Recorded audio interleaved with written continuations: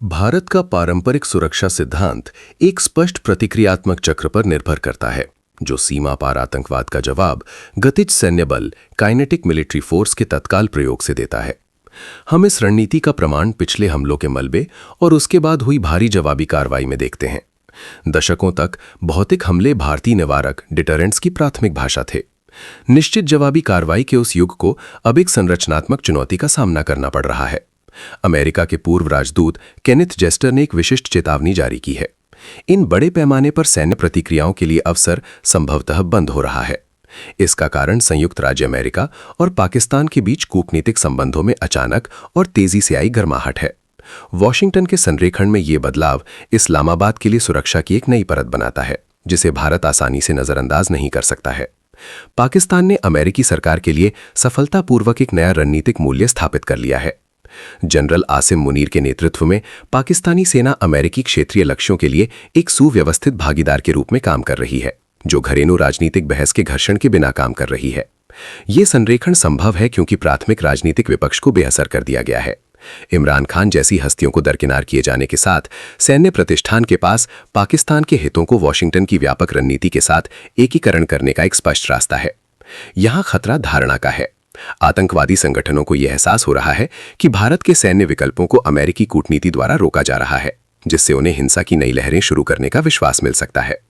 भारत के पारंपरिक हथियार अपनी प्रभावशीलता खो देते हैं यदि उनकी तैनाती इसके सबसे महत्वपूर्ण वैश्विक भागीदार के साथ सीधे कूटनीतिक संकट को जन्म देती है। विशाल अग्नि 5 मिसाइल भारत की गतिज शक्ति के शिखर का प्रतिनिधित्व करती है। फिर भी जटिल गठबंधनों की दुनिया में आतंकवादी उकसावे की स्थिति में इतने उन्नत हार्डवेयर को भी राजनीतिक रूप से अनुपयोगी बनाया जा सकता है। इस पंगुता को दूर करने के लिए रणनीति में बदलाव की आवश्यकता है। भारत अपनी लड़ाई को गतिज युद्ध काइनेटिक वॉरफेयर के दायरे से निकालकर नैरेटिव युद्ध नैरेटिव वॉरफेयर के जटिल अखाड़े में ले जा रहा है। इस बदलाव के केंद्र में एक सभ्यतावादी शक्ति सिविलाइजेशनल पावर के रूप में भारत का फिर से उभरना है। एक राजनीतिक पहचान जो 5000 साल के निरंतर इतिहास द्वारा परिभाषित की गई है, जो आधुनिक राष्ट्र राज्यों के निर्माण से बहुत पीछे तक फैला हुआ है। ये सभ्यतावादी पहचान हिंदुओं, मुसलमानों, सिखों, बौद्धों और ईसाइयों के प्राचीन बहुलवादी सहअस्तित्व पर बनी है। ये एक विविध संस्कृति की कहानी है जो सहस्त्राब्दियों तक एक एकल इकाई के रूप में जीवित रही है। आतंकी हमले के मद्देनजर ये रूपरेखा सब कुछ बदल देती है। भारत को इस घटना को दुनिया के सामने एक साधारण सीमा विवाद के रूप में नहीं, बल्कि दुनिया की सबसे पुरानी और सबसे शांतिपूर्ण सभ्यताओं में से एक पर सीधे हमले के रूप में प्रस्तुत करना चाहिए। इस रणनीति में उन दावों का आक्रामक रूप से मुकाबला करना शामिल है कि भारतीय सैन्य कार्रवाई एक धार्मिक या मुस्लिम विरोधी संघर्ष है।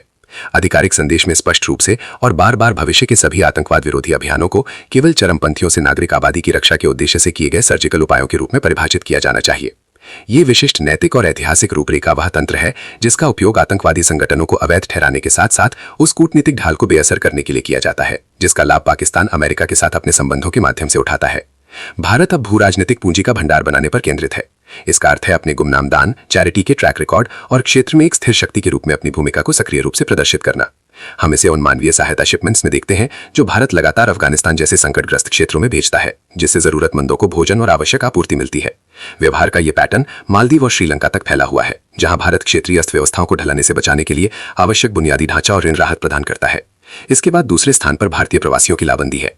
अमेरिका और यूरोप में आबादी को शामिल करके भारत अपने सबसे महत्वपूर्ण सहयोगियों की सीमाओं के भीतर अपने नैतिक आख्यान को सीधे प्रवर्तित कर सकता है। ये संयुक्त रणनीतियां भारी अंतर्राष्ट्रीय सहानुभूति पैदा करने के लिए डिजाइन की गई हैं। यदि वैश्विक जनता भारत को एक आवश्यक और जिम्मेदार भागीदार के रूप में देखती है तो राजनीतिक परिदृश्य बदल जाता है। इससे अमेरिकी नेतृत्व पर काफी दबाव पड़ता है। जब भारत ने अपने कार्यों के लिए एक प्रमाणित नैतिक जनादेश स्थापित कर लिया है तो अमेरिकी सरकार को बहुत अधिक राजनीतिक कीमत चुकानी पड़ती है यदि वो पाकिस्तान को आतंकी हमले के परिणामों से बचाने का प्रयास करती है। आधुनिक युग में सैन्य हमले की पूर्व शर्त डिजिटल और कूटनीतिक युद्ध के मैदान में एक सफल अभियान है। मिसाइल साइलो का भौतिक दरवाजा तभी खुलता है जब वैश्विक नैरेटिव युद्ध ग्लोबल नैरेटिव वॉर पहले ही जीता जा चुका हो।